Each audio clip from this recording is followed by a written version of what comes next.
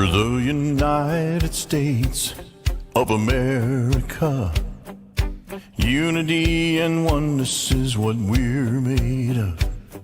One nation under God, it's plain to see.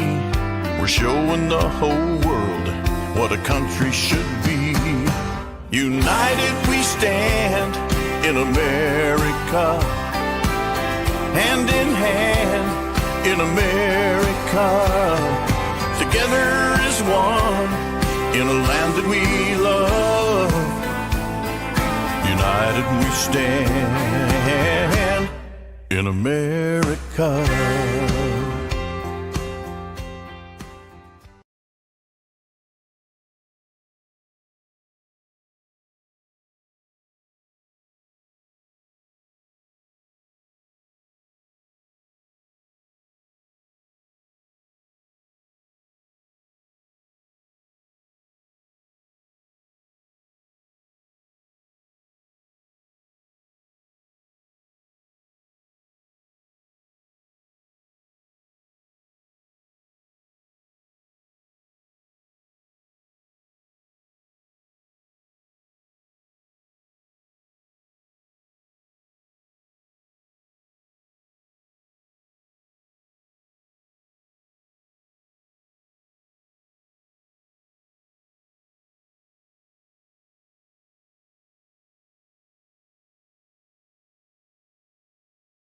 With positive solutions. We don't have everything negatives on TV and radio and newspaper. It's not here on this show, and it's not here at your church either, negative. So we try to be positive and have positive solutions. But today, we not just have difference makers. Mary and I have decided to call some people super difference makers.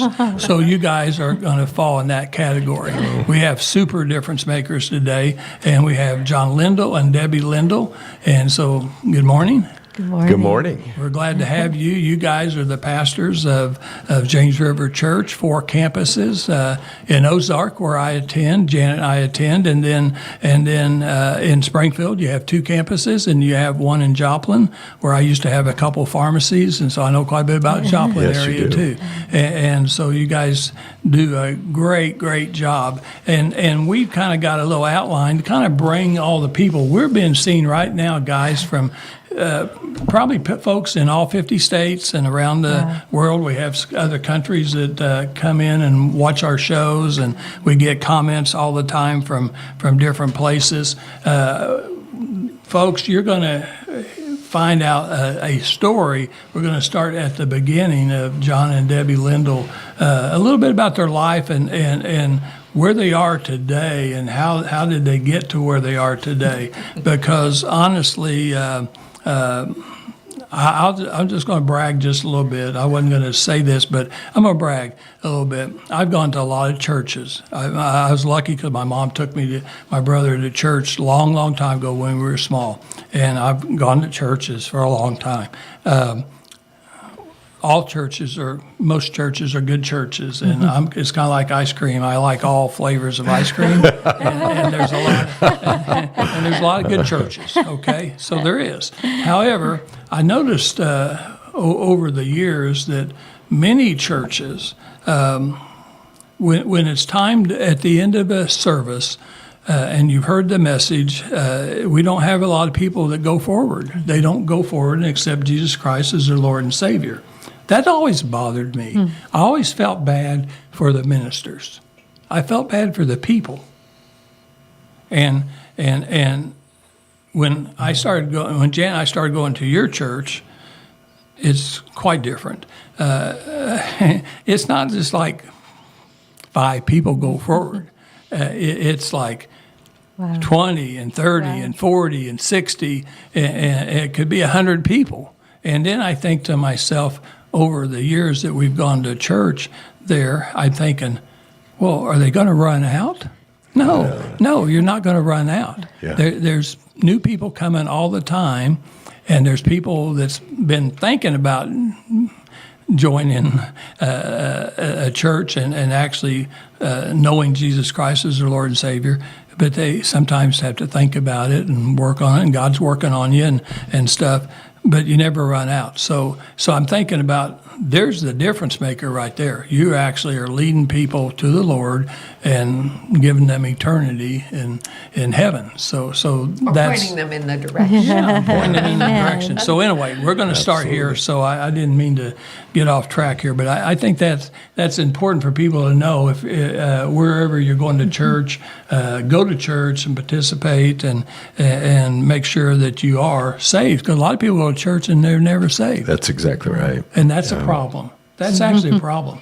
Okay, so our first question, I think, is really interesting. I think it'll be kind of a fun question. How did you and Debbie meet? We met on my 16th birthday. And so her dad was in the ministry and was taking a sabbatical from the ministry and moved to Northeast Colorado, of all places. And I would only go to Sunday school at the time just because I had a good youth ministry. So my family was backslidden Presbyterian, so we didn't go to the Presbyterian church. But she happened to be in that classroom when I walked into Sunday school. There she was. And I thought she was beautiful, and she still is. And I thought, I'm going to date her. Oh. My sister said, she won't go out with a person like you. You don't go to church. I said, well, I can start going to church if I can date her. So that's kind of how it all started. The pastor said I had galvation, not salvation. He saw right through it. Yeah, well, but that's a great story. That's a good story, and so there's all kinds of ways you're going to meet the Lord. But that's good. I can see how that would happen. So the next thing is, I think that's important for people to know is just exactly how did God. So she was going to church, Debbie was going to church, you weren't, but then over time, how did you both get called to ministry? How did God call you guys to ministry? I was raised in a pastor's family, and I, at the age of 12, was at a youth camp, and there was a speaker that was speaking about being called into ministry, and I knew right then that that's what God had for me. And I thought I was going to be a missionary in Africa and go into nursing, and there was candy striping. I don't know if you remember candy stripers back in the day. We and still so I have thought, that. well, that would be the way to, start. And so that first day of being on a candy striper, I was like, this is not for me. That didn't work very well. They put me in the mailroom, and so I couldn't handle the floor. But all that to say, God started a journey for me. I just began to seek Him, like, God, I just want to do whatever You have for me. And then, as you keep walking, He begins to lead. So your dad chose Northern Colorado when he was on sabbatical, which meant it wasn't a permanent appointment. No, he actually had gone through a really difficult season in ministry, and they felt like they just needed to take a break. And my uncle was building houses in the late 70s and needed somebody. It was booming in Brush, Colorado, of all things, Fort Morgan. And so... I lived in Greeley for a while. Yes. Oh, well then, So you Same wouldn't area. expect a housing boom, in eastern Colorado, but that was what was happening. Yeah. And he called my dad and he said, I feel like we could be a blessing to you. Would you come and be my, help me subcontract houses and do the painting? And so my dad said that he would. So we lived with them. Okay. For a season, and it was a real healing time for our entire family, really. And that's, of course, out of a very difficult time, God connected John and me, So, I hope that encourages somebody even listening right now. You might be walking through something difficult, a season, but God is going to use it for His glory and direct you to something very amazing, and that's what happens. Well, Exactly. not to, try to outdo the story, but I met my husband in Denver, Colorado. Did you really? Yes, I did, at the airport. Oh, wow. Waiting to... He had gone through a divorce 4 years earlier, and I was called out there to do a job interview for a job I never applied for. And we met at the airport. He started the conversation, which is always the way it went. But it was probably 15 minutes into the conversation, I thought, I'm going to marry you. Oh, my And 6 goodness. months Really? later, we were engaged. So there's something about the mountains in Denver. That Rocky Mountain air. Because you're lightheaded, you do stupid things. That's right. No, really. It's amazing because Yes. it was a rough time for him. Texaco, he worked for Texaco. It had just gone through bankruptcy. And he had that whole divorce thing, and he was really at a low point. And I was like, this is God's way. That's so incredible. Yeah. Interesting. There you are. It Yeah. happened. There you are. That's right. It does. All right, to continue with the Lindells. So John, how did you get called? I wanted to be an attorney, so I Okay. went to Oral Roberts University and was in their pre-law program. They had a pre-law program I had a at the tennis time. scholarship at Oral Roberts. I didn't. Did you go. So really? you chose Oral Roberts it's because a great of school. her influence? Well, she actually, when she found out I was a fake Christian, she was like, "See you later." And then after that, Very true. She wasn't dating me, but I kept going to church, and I ended up giving my heart to Christ. And so I was very committed to the Without to the her Lord. knowing. No. She knew it was a little town, little church. Yeah, it was but a little she- church, and she I was knew. praying. And so we started dating again, but then we decided I'd go away to college. Her family moved away to Wisconsin, and we just said, "Hey, we're gonna date other people, or we're gonna take time." But I wrote her every day, and we never did really stop I was interacting like- with one another. I was like, God, this isn't matching up because he was heading into pre-law. but I didn't want to be a pastor. Yeah, so I was my, like, my okay. pastor was like, "You should be a pastor," and I was like, "That is the last thing in the world I want to do." So I wanted to be an attorney, and then eventually go into politics is what I thought I would do. Well, you've And been so- good at that too. Well, but I you're don't know. but you're really a great pastor. Well, thank you. and so So at ORU, I felt called in the ministry. You have to and, tell that story. I was in a pre-law majors group, and the advisor came in, was telling us, "Hey, here's what you need to be doing and thinking," and only he was the theology advisor, He was in the wrong and class. he was in the wrong room. And so people were teasing him, and he said, "Well, seriously, if any of you want to be fishers of men, follow me." And it was like an altar call.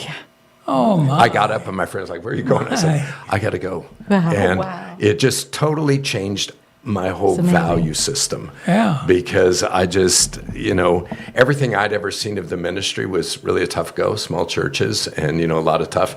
And I was just like, I don't want any part of that ever. And then My once- father-in-law was an Episcopal chaplain after World War II, and that's Yeah. all he got were the small churches, yeah, it can be Yeah. very difficult. Well, it convinced Tom that's not what he wanted to do. Yeah, So in that sense, but at that point, it didn't matter anymore. yeah. If you're in the center of the Lord's will, you don't care That's right. where you're at. And when I started in ministry, I told the Lord, there's 3 places I don't want to live. I don't want to live in Springfield. I don't want to live in western Kansas because I've driven through it back to Colorado, and I don't want to live in the panhandle of Oklahoma. So I've lived in 2 of the 3 at the time of my life. So I think the final chapter will be somewhere in the dear. panhandle of Oklahoma. They're snickering, right? Tell God you're not going to do it, and that's where you're going. But I tell you what, and folks in Missouri, we have a large audience in Missouri, and Pastor John, I'm just going to tell on him a little bit. I mean, we're talking about Colorado, and he's a Denver Bronco fan. But we don't hold that against him because as we go to church on Sundays and we know the Chiefs are playing the Broncos, we've been beating you guys most of the time. Oh, you have. You've beaten us left and right. Yeah, so it may not continue, but I mean, so I've always thought, well, that's okay. He can be a Broncos fan, but we're outdoing them right now. You are in a So big way. Well, okay. Well, next question is, let's talk about. So, where's your first church? Where did you pastor first? Our first church was in Colby, Kansas. Colby, yeah. Kansas. So we were 22. John Denver fame. Yeah, 22 years old, had a 6-month-old baby, and moved out there. And we had the time of our life. There's nothing like your first church. Yeah. And at the time, there was a move of God that went across western Kansas. And the church, all the churches out there experienced this wave of the stirring of the Spirit of God. And we had a lot of people in the community who got saved that were leaders in the community. It was a very interesting season.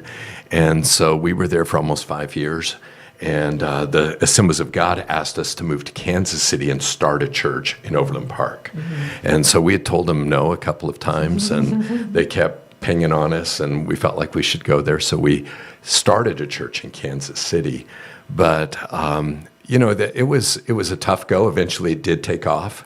And the guy that followed me is still there today. And so they're doing well. But I really wanted to be in a more rural community because I grew up as a farm boy. And so Springfield had asked us, when James River started, it was started by 4 families. And they asked us to come and help them start it. I told them I didn't want to start a church again. And then they went ahead and started it anyway. And they kept calling us, and they had about 85 people. And they asked us to at least come and look at it. And when we came, we felt like this is where we should go. Very So, good. Yeah. And now you like Springfield, don't you? It's become home. I mean, that's what I was You gonna lived say. somewhere almost 34 years. We talk Yeah. every day. At least this spring, in summer, it's been so Yeah. gorgeous. It's Yeah. a beautiful place to live. And it's a great place to raise children. Yeah. Yeah. It just is a It really is. wonderful place to raise family. It really is. So we know how you ended up in Springfield, and then let's talk about kids. You guys, Debbie, you got 3 kids. We have I know 3 who your kids. kids are, but yes. tell the audience. Our who your oldest kids is are. David, and then David. Brandon's our middle son, and then Savannah. They're all married, and they're all on staff with us. They're 15 months apart, so we had little ones very quickly, and it was a handful at the beginning. But it's so much fun, and we just love serving. They serve alongside us, all of them, and we're so blessed. And then we have 8 grandchildren. Yeah, that's what I wanted Yeah. to ask next. Yes. To me, that's really important. That's the important part, isn't it? Grandkids. Yeah, I've got 6 grandkids and 1 great-grandson now. Wow. So Congratulations. we're pretty excited about that. So Yes, they range from, we have 2 8-year-olds all the way up to our oldest grandson will be 16. He's got his driving permit. Yeah. Makes you feel old. Yeah. So, and I want the audience to know, I mean, not only are your kids on the staff, I mean, they're extremely instrumental in providing, when you're not around and you're not bringing a message, then either Brandon or David is doing it, and then Savannah helps you so much. We'll talk about some of the extra activities you guys do, but I know she's highly instrumental in that. But so how did you get all 3 kids involved? I mean, that to me that's pretty unusual that all 3 of them. Did Yes. you feed them a certain type of food or something? I mean, Well, we never imagined that they would be serving alongside us. In fact, almost tried to push them away because we didn't want them to feel any pressure at all from us to go into the ministry or to feel like they were responsible to come and help us. Being pastor's kids Yes. is tough. Yes. I mean, my husband talked about it a lot, how there was a certain role he felt he was perceived as being, and sometimes, particularly his younger brother, they would just do things to prove that, Yes. being a pastor's kid wasn't going to bind them. And some embarrassing moments, but they were very dear children. Yes. Yeah. I heard a lot of stories from their mom. You know, Debbie homeschooled our kids for about 6 years, and Debbie's a very fun person, and Debbie's a lover of the church. And when I talk about that, we're talking about the people, what's happening in the church. She just loves it. And so we just, always with our kids, talked highly of the church. You know, they might have known things were happening, but they saw that we love the church. Love the We people. love the people. And I think, especially because of her, because in the early days when the church was, rocketing in size and just growing by leaps and bounds, we didn't have enough staff. She was able, and homeschooling allowed me to be with them more than I would have in a traditional setting, but she was able to bring them along with her to things and just talk highly. And when things were tough, because every church goes through ups Sure, and downs and sure. difficult times, we always purpose we're going to speak highly of the church. Yeah. We're going to speak highly of people. And you shelter a homeschool program, don't you? In Oh, yeah, we have a huge We have homeschool a- program. yeah, talk Huge about that a homeschool. little bit. Well, it's It's not there's on the script, but I'm making this no up. there's a number. So a number of the homeschool families will be like in a co-op. So they're getting education maybe one day a week. Our grandchildren are in that kind of program. It's called a cottage school. Yes, and then they're going. So they get their assignments, they get some formal instruction from whoever is designated as the teacher of that subject. And I don't know how it is in your program, but I've been involved with other programs where parents who had a certain expertise became the teacher of that subject. And it was all volunteer. They'd get their assignments. 2 days a week, maybe they came together, and then the other 3 at home, the parents were to reinforce Yes. and practice. And Yeah, they're in a program called Classical Conversations. Yeah. We I don't love actually that. have It is. our own homeschooling program within the church, but we support and encourage. And then we have a K through 3rd grade. We'll add a 4th grade next year. Yes. So we're gonna take it up Actual to school. 6th grade school. Yeah. And we have a fantastic preschool program. We've chosen from the beginning not to use it as a moneymaker. For a lot of churches, it's a cash stream. And our director said, "Listen, you can either have a moneymaker or I will give you the best program in town." And I said, "Well, I'll always take that." So yeah. our grandkids have gone through it. Hundreds of kids have been Yeah. through it. And then there was just such a demand for us to take it further. And we've been honestly real hesitant to do that because I think the Christian schools in town are tremendous. And we want good relationships as well with the public system. We want to be influential with that, and we want to accommodate homeschoolers. But there just was such a demand, and so we're moving that direction. No, let me reinforce that for you, because any program, whether it's associated, I'm not going to say faith-based, I'm going to say associated with a faith-based institution, if they are taking any public money, they are beholden to the public conditions. Right. And that's exactly what the parents are trying to escape. Yes. And until we can get the public schools turned around, trust Yeah. me, I'm not against the public schools. There is a constitutional reason to have them. There is historically, public schools are to be financed by the public to preserve the republic. Yeah. This workforce development stuff was a hijacking of the real purpose of public education and classical curriculum in the schools. Yes. And so the parents recognize this is all wrong. Yeah. Don't give us that. Yeah. We want an entirely different, and the window of time for children to grow, you can't put them on Yeah. hold. No. That's right. You have to give So them good. sanctuary That's right. Yes. while you work on this other system. So I'm critical of the parents who say, I'm escaped now, no problem. And I'm like, no, this is your community, this is your culture, this is the Yes. future of your country. Yeah. You have to stay involved. Yes. But yes, your children should not be educated in that. Yes. So Yeah, I agree. I thank you for what you do. Yeah, so great job. So let's talk a little bit more about growth. You're in Springfield, and you've seen tremendous growth. So kind of lead us through from the beginning to. From the beginning, I think every church has a purpose. I think the Lord establishes churches with a purpose in mind that are unique to that church. And so in our situation, the 4 families felt God had called them to start a church that would reach the lost by reaching young families. Now, that's not that we won't reach everybody, but that was the target, and there wasn't anybody in town that was really doing that. So if you were to go to any of our campuses today, you would see an intentional investment in children. So from the get-go, whether it's in the nursery, we're not babysitting kids. We're using that time to teach them. It's very fun to watch the little 6-month-old, 1-2-year-olds. and to see the teacher work with them to teach them things. And so that's been very intentional on our part. And, through the preschool, that's part of our ministry, is really to say, because 60% of the people who are enrolled families do not attend the church.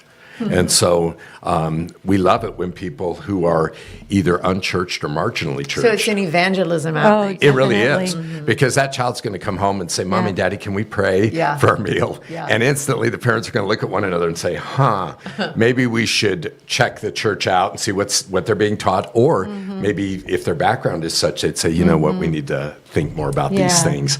And then invariably they come to know Christ. And it's been a wonderful way to reach young families. So, everything about it. We have a camp east of town that we bought years ago, and have just over time developed it. But we'll have, over the course of the summer, we'll have, 3,000 kids down there. And I mean, people from other churches send their kids because the camp is just it's very fun, Intentional. but very intentional and spiritually shaping children, both at the elementary and the youth area. And so everything we do is geared toward, we want to raise up that next generation, and we want to equip parents to do that. We want to strengthen their marriages. We want to encourage them in any way that we can. We have a preschool academy that we do downtown, and it's for low-income families. One of the previous superintendents in Springfield said, you could do the city a huge favor if you would give us a free preschool in town that's as good as yours at your campus. So we said we would do that. We raised the money to do that. And he told me, he said, now I'm warning you, you're going to have 100% turnover. It's just how this works, because that's what we have in our school system. So we have less than 5% turnover. Wow. And part of what we do is we're aligning There's those. no comparison. Yeah. Well, we're aligning the families with our North Campus so that you have mentor families. That's right. Because people that are in poverty don't have some of the basic life skills you have to have. So we incentivize them. We're partnered with Convoy of Hope. We incentivize them with cleaning supplies, household food, different things. And we say, okay, you go to this class, you get this. You go to this class, you get this. So what it is it's a year of taking the parents through instruction and giving them something for that, but it's also connecting them to families who can care for them, because they need to have somebody who can be there when school's not in session or when they're walking through something. And it's been beautiful to watch what's happened in those children's lives. And so we take them when they're 3 years old and 4 years old. So we want them for 2 years. And we don't care what the families. We have people from all different kinds of backgrounds and home setups.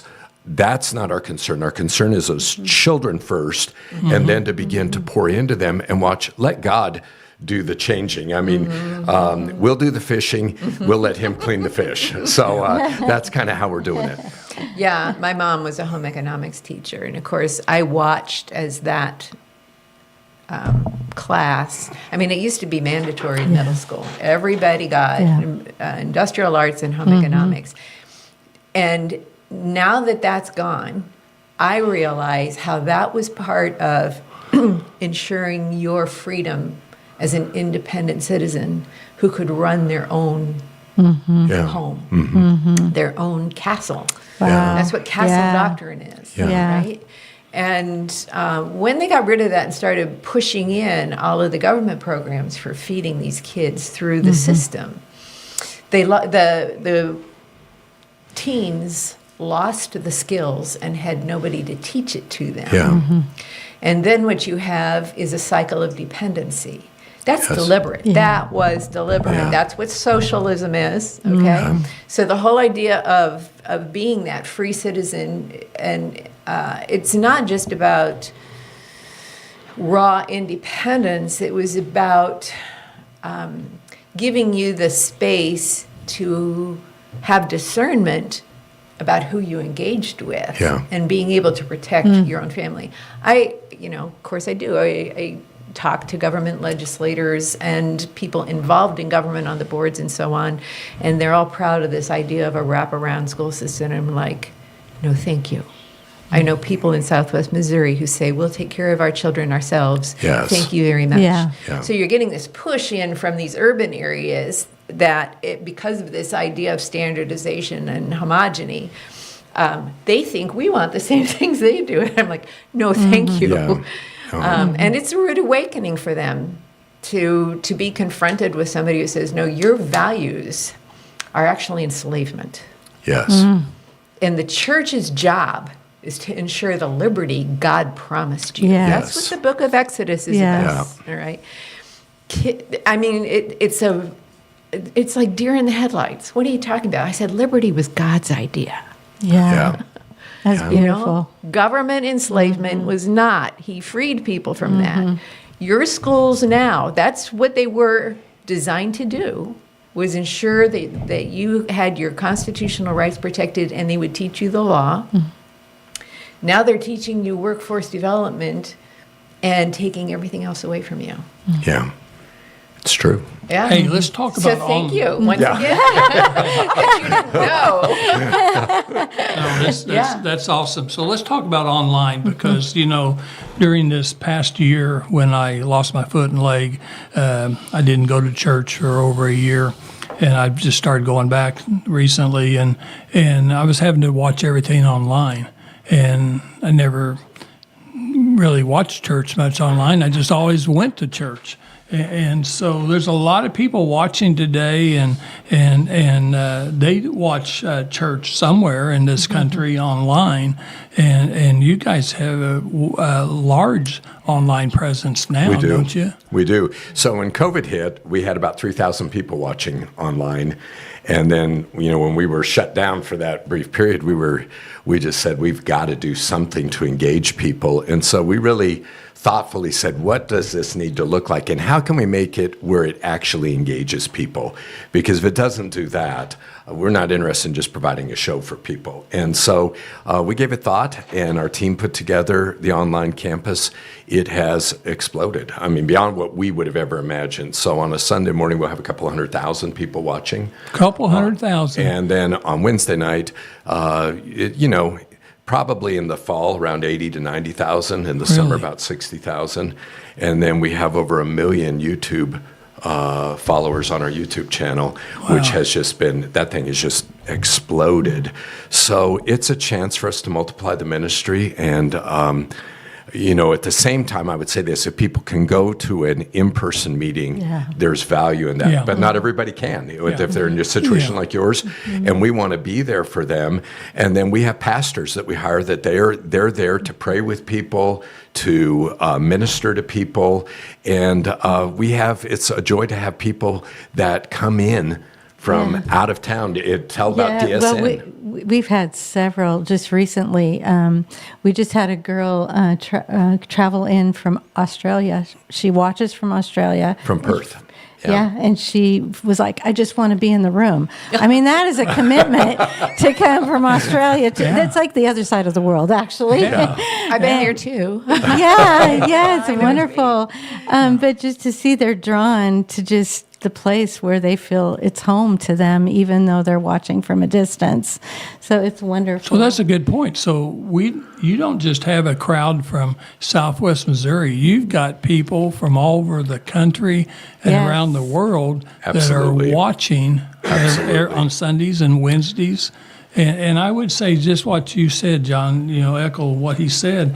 If you can go, if you're physically able to go, you really need to go and find a church home, a building inside with people that's teaching St. Paul talks about that. Yeah, and that's what you There's a really need special because you'll get, I think, more out of spiritual, it. I think, environment from people of God being together. Yes. I was always looking forward so. to Yes. being able to walk again where I could go back to church. Yeah. I mean, I enjoyed listening to you guys on Sundays, but honestly, it wasn't exactly the same as what I was used to in a building and being with other people. And There's nothing like everything. face to face. Well, there's something really true about touch. Yeah. Yes. And you can't substitute for that. That's the whole point. That's why Jesus became incarnate, Yeah. right? So, as powerful as online ministry is, and I'm not poo-pooing it, I'm just saying that it's not a substitute for other aspects of ministry that require touch. So good. Exactly. Yeah. Yeah, and we also do Spanish television. So with AI, it's very interesting. AI can Do the translating. and change your face. It's so so your lips. amazing. So They people match think. I mean, if I think am you right- speak Spanish? they do, and I'm like. You speak a little. Sorry, un poquito.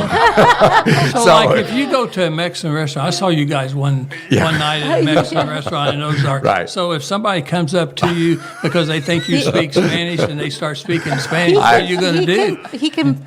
I can do a fake little. it. I should be better. I've had 4 years in high school and a year in college. I should be way better than I am.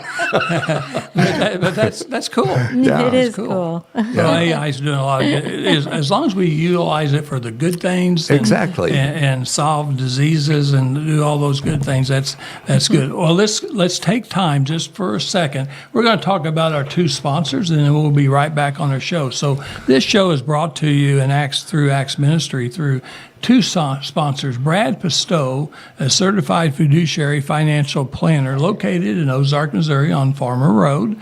He's actually the financial retirement specialist I use, Janet uses. Many of our friends, family members use him. He has written 2 books, Safe Money Matters and Bulletproof, both best-selling books on retirement planning, Amazon, #1 best-selling books. He is licensed in 12 states. He has associates in all 50 states. He writes articles for Wall Street Journal, Springfield newspapers. He writes it for USA Today. He just speaks all around the country. He He's an travels. all-around nice guy. He is one of the best people that we've ever seen, and helps us in all kinds of charities and fundraising events. But Brad Pistow has a policy where if you follow his retirement plans, you'll never run out of life before you run out of money. So I think that's really important. A lot of people worry about retirement planning, and they worry about whether they're going to have enough money to retire, or whether they're going to be able to have money their whole time that they're retiring and things like that. Brad Pistow has tremendous programs. He charges nothing for you to visit with him, and I highly recommend Brad Pistow. His phone number, 417-581-9222, 417-581-9222. Lisa's going to answer the phone. She's just like your Kylie, and she's going to get. And she's Kylie. also licensed, and so is Brad's son Hunter. So it's a family event, just like you guys, just like my company was when we had family pharmacy. All my kids and in-laws and everybody seemed to work for our company. But highly recommend Brad Pistow. Okay. Second sponsor is Springfield Nissan, Springfield Kia. It used to be Youngblood Motor Group. That's John Whittaker. Used to be John Youngblood too. And Aaron Swanson is the general manager. I'm actually looking right now at a Pathfinder that they have that's a 23 with 17,000 miles. I'm also looking at maybe buying a brand new either a Kia or a Nissan. Thinking about trading my Cherokee Jeep, the Summit that I bought from Youngblood. And so I continue to use these people because I highly recommend them, because they have best service, and I've never gone wrong with these guys. They're located on South Campbell. They have new cars. They have 2 different car dealerships, Nissan and Kia. They're right next to each other on South Campbell. And 3515, 3509 across the street, they have used cars. That's where I was looking at that Nissan Pathfinder. I highly recommend these guys. They don't just sell cars in the Springfield area. They have people from, just like you guys, they have people from Arkansas and other states coming and buying cars.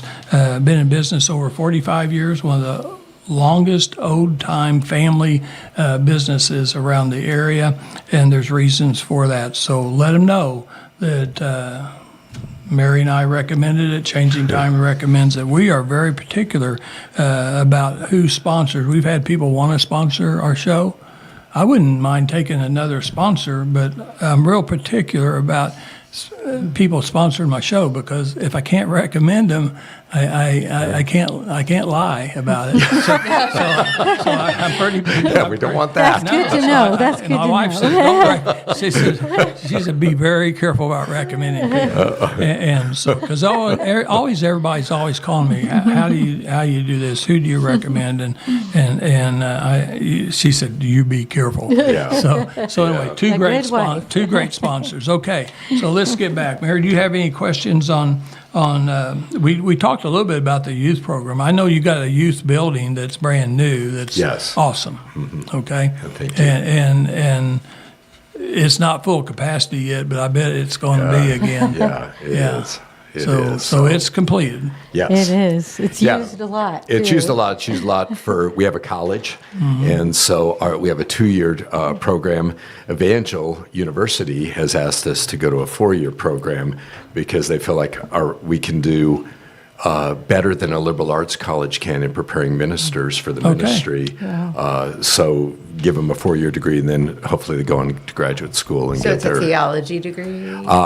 Right now we're offering it's in leadership, but we're changing the accreditation to be ministry, a ministry degree.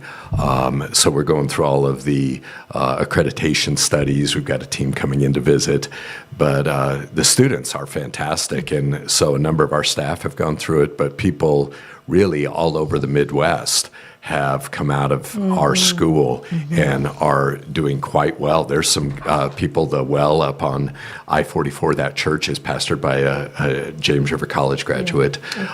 So there's some outstanding graduates that have gone on to either pastor their own church or are making a massive difference in ministry. So tell me about the relationship with Evangel. So Evangel helps us. We get our accreditation through them today, but we are working to get our own accreditation, and that's with their encouragement. So that lets us. So you're almost acting like a satellite of Evangel at this Very much so, other than where it's right on our campus. So what our students get is they get to choose a practicum. We have 5 practicum areas, and they put 15 hours a week in it. So if they're in the worship, they're actually working with our team to write a song that we will record with them. And so they get the whole understanding of this is how that works, what it looks like. If they're in the youth ministry, then they're able to participate in meetings with the youth. Our goal is that they don't just, I don't want kids, there's a value in learning to serve, stack chairs or whatever, but that's not what I want them to do. I want them to actually serve in the area they have an interest in, to find out if that is really what God has for them. And We call that field experience. yeah, and be able to actually have relationship with the staff so that they're able to ask questions along the way. Why do you do this? Can you do it this way? Or and that's what makes a difference. When I was in college, I remember going to churches and wishing I could talk to the staff, even just talk to them, but not feeling I had relationship. And they'd say, I was just a college student passing through. And so to be able to provide them that mentorship, I teach a class once a week. It's not a credit thing. It's a volunteer thing. They do not have to go to it, but they all do because it's really a lot of fun, but it's very interactive. And it's a way to teach them some of the aspects of ministry that are more caught than taught in some ways, and then to encourage them to go out and to do the things we're talking about. So now I want you to go do this. And again, it's not for a grade, it's not for anything. They just want to be there.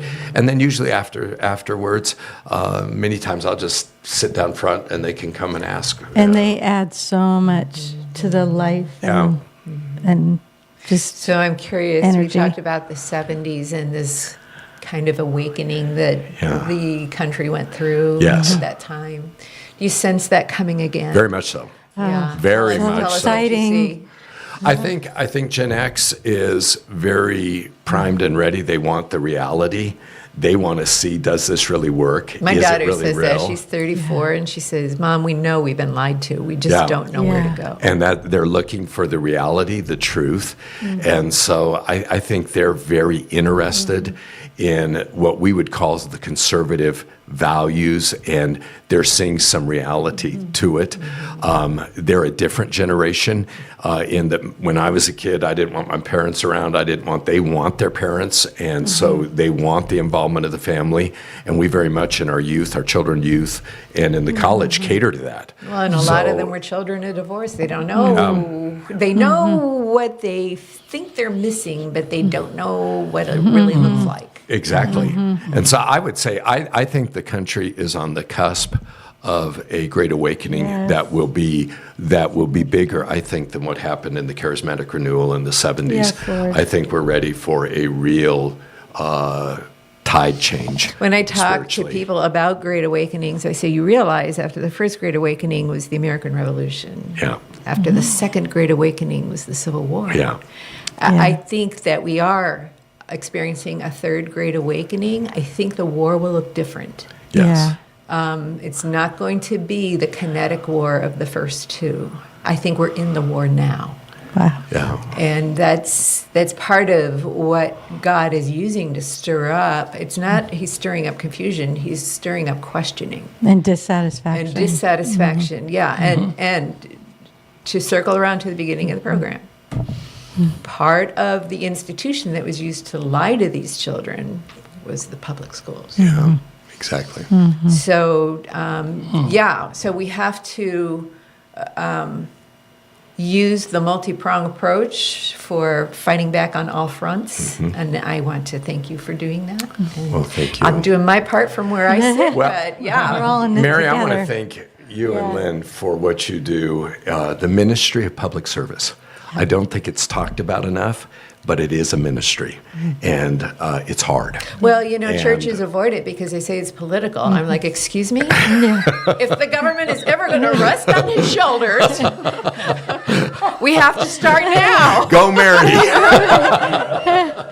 But thank why you for she- what you that's do. why- Isaiah. Yeah. That's why she's good up there in Jefferson City. We so appreciate because, all that Yeah. you do, because, and Lynn, all you've done through the years. Yeah, for you're sure. you're welcome. So let's talk about real quick because this is something that that I've always enjoyed at church. I didn't to begin with, so I had to tell you the special music, the talented singers and musicians at the church. When the first Sunday I went to church there 8 or 9 years ago at James River. I thought it was too loud. I didn't understand any of the songs. I didn't know any of the songs. I like the old songs. If you'll notice, every once in a while, I write in one of the prayer requests, play an old song for an old man like me. That's me is saying that. I sometimes don't put my name on it, but how great thou art. Yeah, So I sure. just want some old song that I like. Okay, sprinkle that in because when 3,000 people are singing that old song, it's pretty awesome. Yeah, okay? it is. But, It's but fun. the one thing that I would say though, I've been indoctrinated, so I like I'm the, still trying to teach you. I like the music. I like the music, but Jan and I went to First Baptist in Ozark for 30-some years.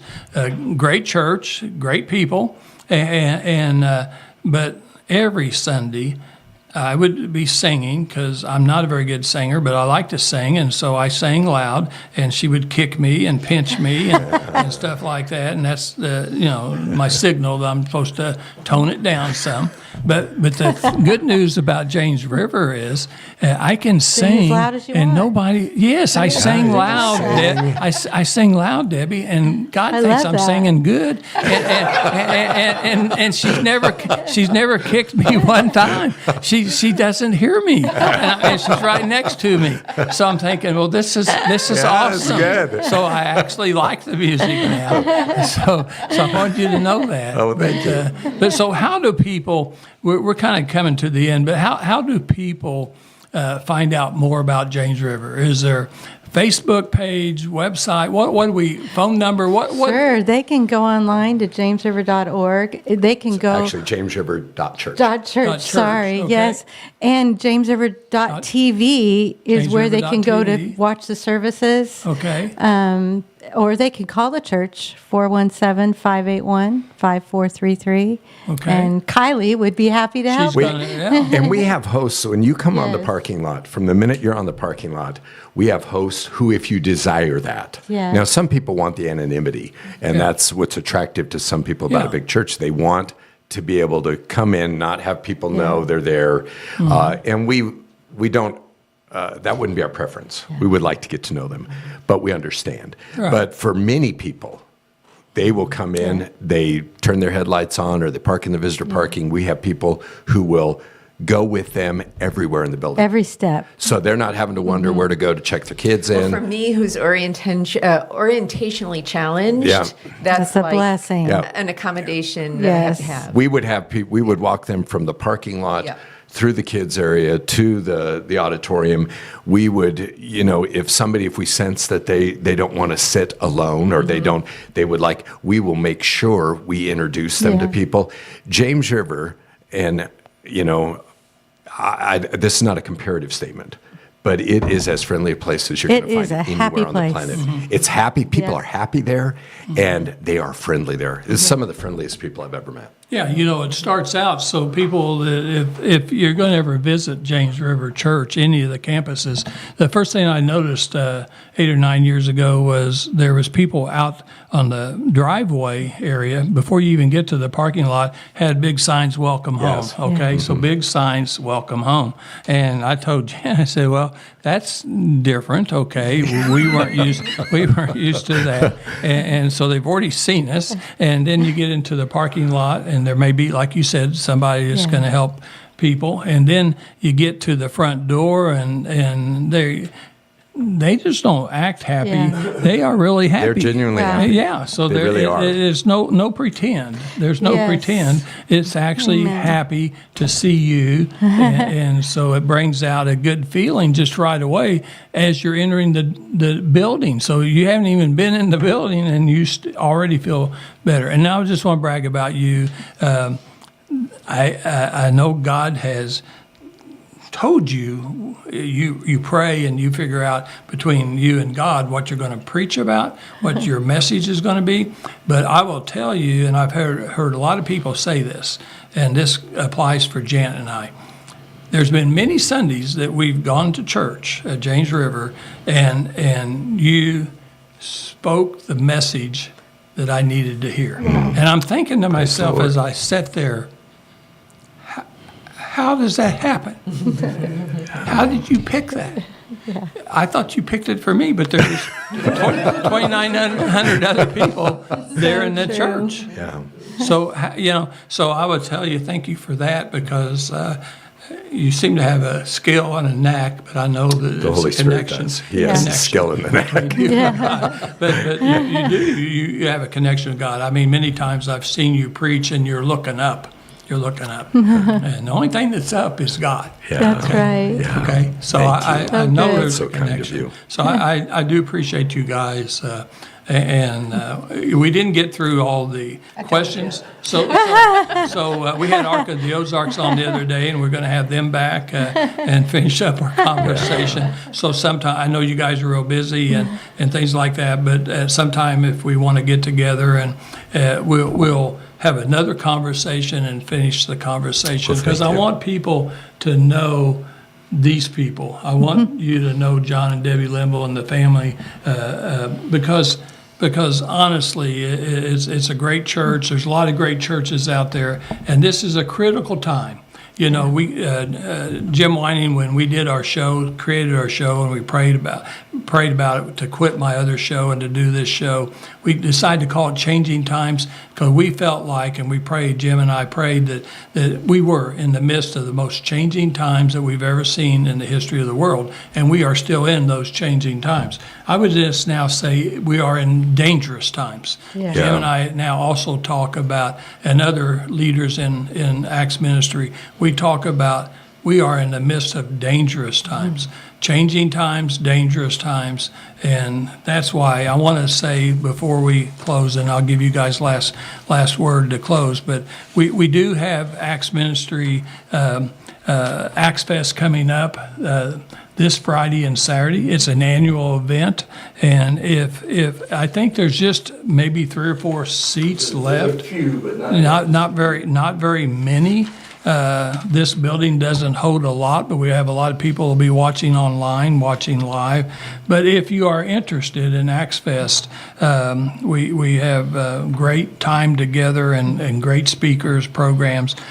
You can contact phone number 816-806-9391, 816-806-9391.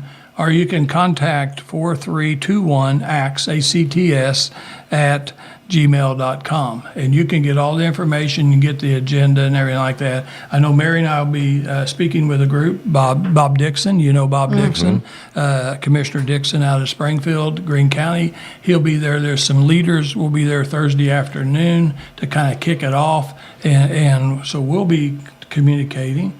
And then starting Friday morning, and then half a day on Saturday. So it's a fundraiser event for us, and it'll be a nice auction and different things, lunch and great speakers. Dr. Paul Collins, you know Dr. Paul Collins. Have you ever met Dr. Paul Collins? No. He is the founder of Acts Ministry, and he is still preaching on Sundays in Branson. And how old is he? 90. Oh, my He's goodness. 90 Oh, my years. goodness. He's 90 years Wow. of age. 70 years ministry. Yeah. Incredible. And let me tell you what. 90 years young. God has blessed him. God has blessed him, and he is so wise. And he wanted to go into medicine. Yeah. Oh, Yeah. my Yeah. goodness. Just like you want to go into law and he wanted to go into medicine. But let me tell you what, when he speaks, Wow. he's speaking. He's speaking, and I tell you, it's real. I look forward to listening to him. And so, last word, and then I've got one other thing I need to say to you guys. So, who wants to say last word?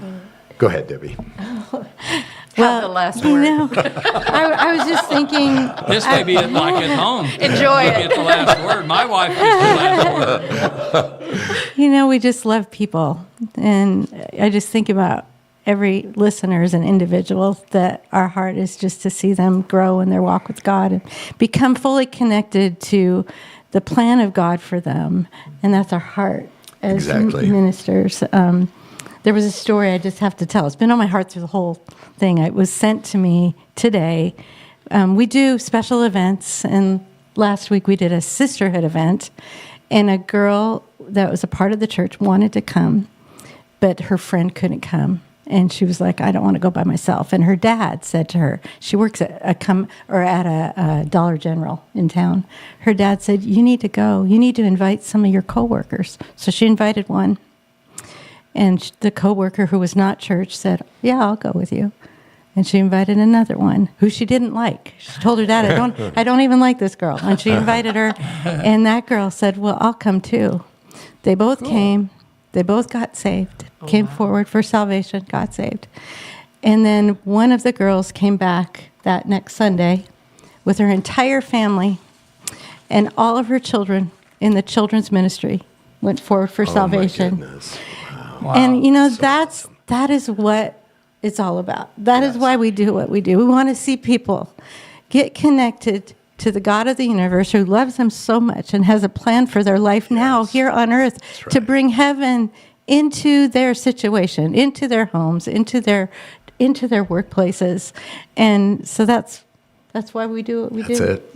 That's it. Well, I'll tell you what, you guys do a great job. That's why you are super difference makers. And we don't always have super difference makers. We have difference makers, and they are very important. But I've got something for you. I want you to know, where's our bag at? I know nobody else on TV knows this, but I know this is your birthday. Yeah. It is my So birthday. happy birthday. So let me see here. John, somebody remembered. Let me see what I can find. Sorry, Mary. Didn't mean to knock your shoulder off here. So let me see here what we can find. My wife put something in here. So I've got Oh, no. Oh, come on. You're goodness. well prepared. Forks. plates. Oh, wow. Okay.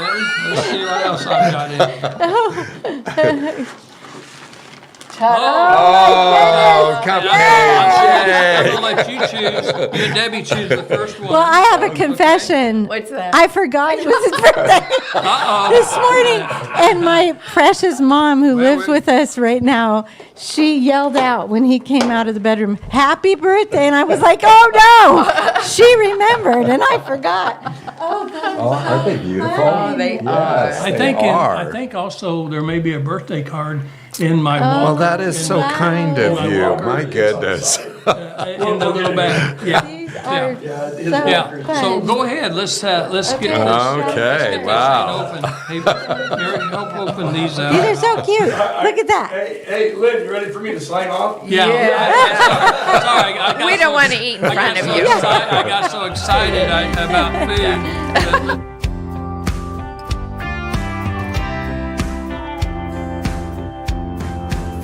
We're the United States of America.